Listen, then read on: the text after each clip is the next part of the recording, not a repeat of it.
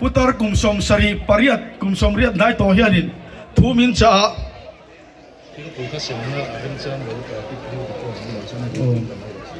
thing pui kha ne traffic point na po son du du na alak thei turi lan siam don ani chu dulte a kol kulamin cha pumaro te enge ni gatia in than wat chiar ni in kan fe zia amayati kan tling don ante kan puten kan tling na tur bialan an chiar kan tling lo zela chonula ma chuan ipte pui nen chuanga nge yatia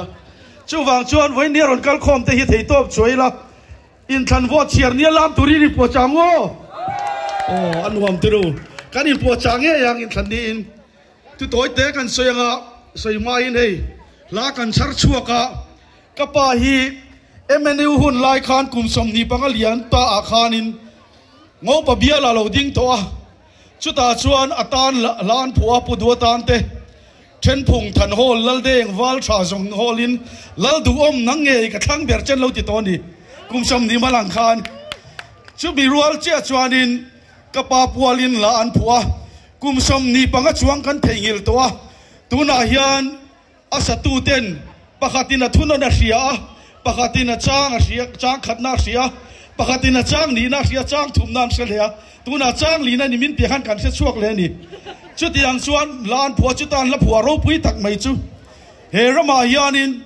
ro rel la diko om lo chuan re theina boya kan tanga launa salin min man beta kan ko khan po na thok theilo nian ti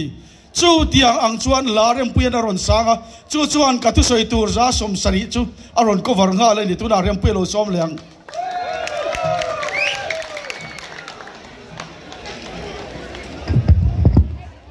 hello ZPM nge ivo tangu ti la ani a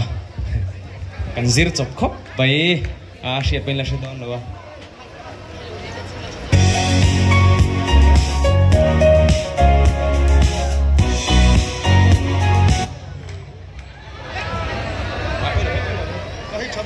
we draw tiếng về con na tuar pa ngam so faleng le thu dik tran thil tha tin pui ngam le so nun moi tong ei na tu te athum ma al ei sa nam nge ka so nun par moi na chul to nu le ei bil thi sem sem dam nun indu sakon ru ZPM nge ya ivo tangu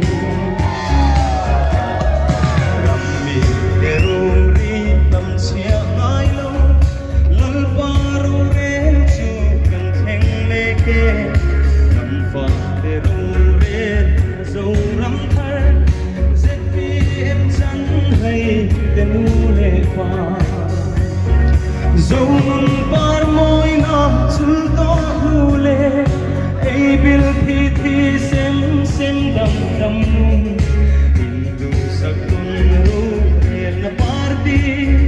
ZPM